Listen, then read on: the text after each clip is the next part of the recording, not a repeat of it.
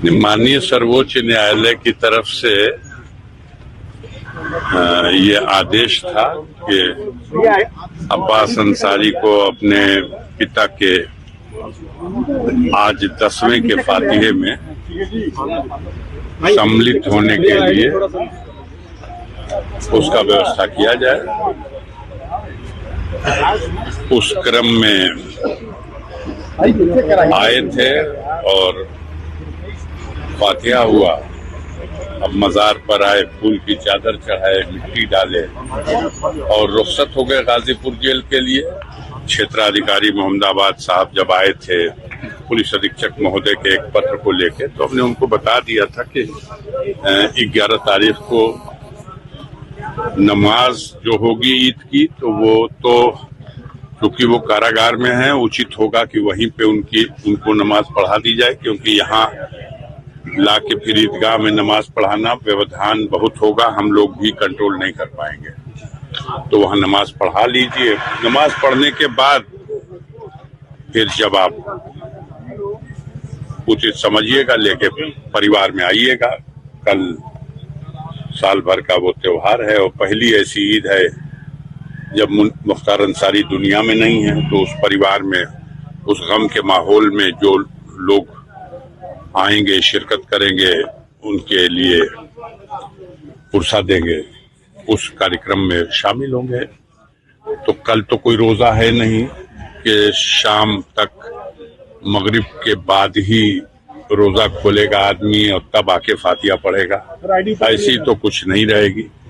और दिन ही दिन में और परसों उनको दफन हुए 13 दिन पूरा हो जा रहा है। 30 तारीख को मुख्तार को कब्र में दफन किया गया था, तो 13वें दिन उनकी मग़फ़िरत के लिए दुआएं खास होती है, उसमें भी वो शिरकत करेंगे। और रात का वक्त तो जेल में ही, जैसा कि माननीय सर्वोच्च न्यायालय ने कहा है। हम लोग कोशिश में हैं कि जो माननीय सर्वोच्च न्यायालय का आदेश हुआ है और हमारे वकील ने अपनी पूरी बात रख दी है और राज्य सरकार की ओर से जो उनके वकील हैं उन्होंने भी अपनी पूरी बात कर दी है, और माननीय सर्वोच्च न्यायालय ने जो आदेश दिया है उस आदेश के क्रम में इन 3 दिनों के लिए अब्बास को अपने परिजनों से मिलने का, पहले दिन तो फातिहे में सम्मिलित होने का, बाकी दोनों दिनों में एक दिन ईद की तकरीब और तीजे की जो 13वें दिन का तीजा है उसकी तकरीब, उसमें उनको शिरकत करने के लिए। और माननीय सर्वोच्च न्यायालय के आदेश को अगर किसी तरह से तोड़ने, मरोड़ने, समझने, समझाने में कुछ तो अधिकारीगण खुद कुछ समझ लेते हैं, कुछ आप लोग समझा देते हैं। जितना अच्छा वकील नहीं समझेगा कोर्ट का आदेश, उतना अच्छा तो कई पत्रकार बंधु ही समझ ले रहे हैं। तो उसको समझाइएगा। हम लोग कोशिश करेंगे कि अपनी तरफ से कोई शिकायत का मौका न दिया जाए और माननीय सर्वोच्च न्यायालय ने जो आदेश किया है उसका अक्षरशः पालन किया जाए। और यदि उसको ट्विस्ट करने, तोड़ने, मरोड़ने और किसी और तरह से घुमाने की कोशिश की गई तो हम आपसे क्या कहें, हमें जो कहना होगा हम सर्वोच्च न्यायालय में कहेंगे। आपने कहा था कि अब्बास अंसारी कोशिश करेंगे कि जमानत पर रिहा हो जाए जल्दी।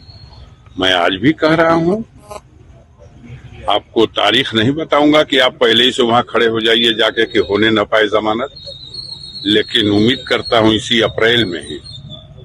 कोई मुकदमा नहीं है, एक मुकदमा है गाजीपुर से एक सज्जन ने पहले कभी उन्होंने हमसे हमारी जमीन या हमारी प्रॉपर्टी हमें दबाव में लेकर के लिखवा लिया था, तो उसमें बाकी अक्यूज की बेल हो गई है, उनकी भी बेल हाई कोर्ट में पेंडिंग है। हम उम्मीद करते हैं हो जाएगी, कानून है ना।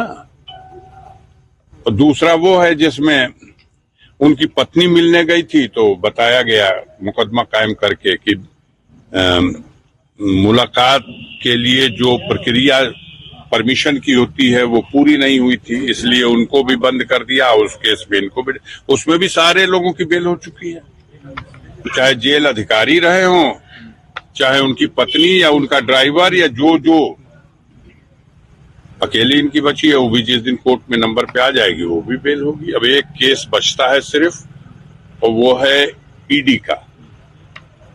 तो माननीय सर्वोच्च न्यायालय ने ईडी के तौर तरीकों को, कि बहुत लंबी अवधि तक किसी को आप जेल में नहीं रख सकते, उसके लिए आपको उस अपनी न्यायिक प्रक्रिया को पूरा करना चाहिए।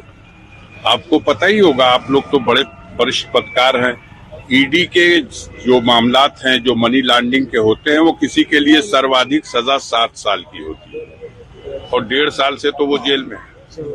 उनके ऊपर मनी लॉन्ड्रिंग का कितने का केस आप अनुमान बताइए? 200, 400, 700, 1000, 2000, 5000 करोड़ का नहीं है, 4 करोड़।